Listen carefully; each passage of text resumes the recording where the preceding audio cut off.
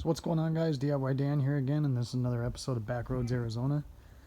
In this video I'm adding some locking mechanisms to the front cabinet here, and I'm also putting a shutdown switch so you cannot operate the jacks unless you turn the switch on. The reason I'm doing this is I've heard on more than one occasion of somebody going out riding at the dunes, coming back, and their toy hauler or camper has been stolen. So it's kind of hard to steal a toy hauler or camper if you can't raise the jacks or lower the jacks to get hooked up. So this is basically an anti-theft device, and let's get to it. So I got digging around and I actually already had a set of locks. I don't know where I ended up getting them from. So I could have replaced the ones that were on there with the locks, but I wanted to be able to leave it unlocked and use the hasps and not have to lock it every time. So I just put it above what was originally there, drill them out a little bigger. Then using one of these die grinding bits, you can just put on a drill and use that to contour the hole to match the lock, because there's two flat sides on the lock itself. Now I shaved the sides down a little bit, tried the lock.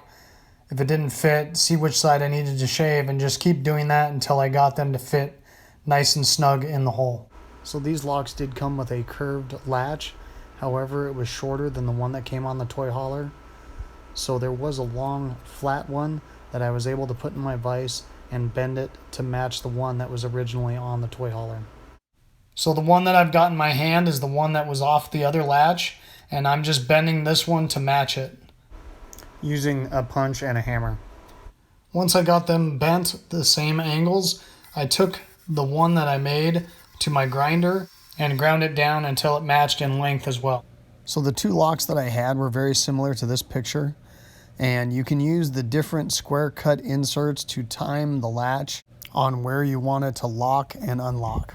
So after putting the nut to hold the lock and figuring out the timing on that latch, which you wouldn't think would be that difficult, but that made me feel really stupid and it took a lot longer than it should have. Once I made that cabinet so I could lock it, it was time to install the switch. So as far as the switch goes, any on-off toggle switch would work. However, I had this old house switch with the box, and I decided to use that. Just make sure you have a switch that'll handle 15 to 20 amps. I can't emphasize enough how much you want to make sure you get a good quality, high amperage switch.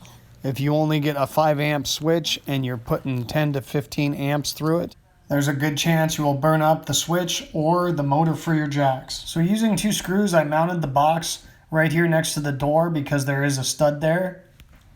So this is a view of the back of the switch for the up and down for the legs, and I've traced those wires.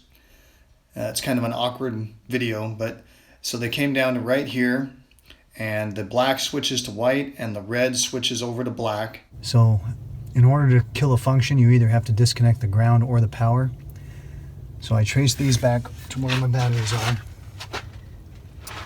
and they go through here and they're in this loom here, and they come out. And I've got a couple black wires and I got a white wire. So just because I only have to kill one leg, I disconnected my white wire, and now I've checked my switch and it doesn't work. So I know that is the ground that is going to the back of that switch. So therefore I'm going to use that white wire, and I'm going to run it up into my box to one side of the switch, and then we're going to run another wire from the switch back down to the ground on the battery. So they have pretty thick wire going to this switch. I think it is overkill, but I had this wire that's about the same gauge left over from something, so I just used a piece of that. So I tend to use heat shrink instead of the plastic on the crimp on ends. So I'm heating it up and I'm just pulling it off with a pair of needle nose. That way I can use heat shrink, which helps against vibration, and also it looks nicer. So when crimping bigger wires, I tend to just use a vise so I can cinch it down really well. And then using my lighter, I'm just heating up the heat shrink over the wire and the connector, which kind of acts like a glue between the two. I did make that wire a little longer than I needed to in case I wanted to move where I mounted the box. I don't foresee a problem, but I wanted to have the option just in case. So now I'm just running my wires into the box. And on pretty much any 2-position switch, it does not matter which wire goes where, because you're just making contact or not making contact. So now I'm just hooking up the wires to each side of the switch, and tightening those down and then hooking the battery back up. Okay, so one last time. There's a look at the switch. I went ahead and put a cover on it. I'm gonna flip it off.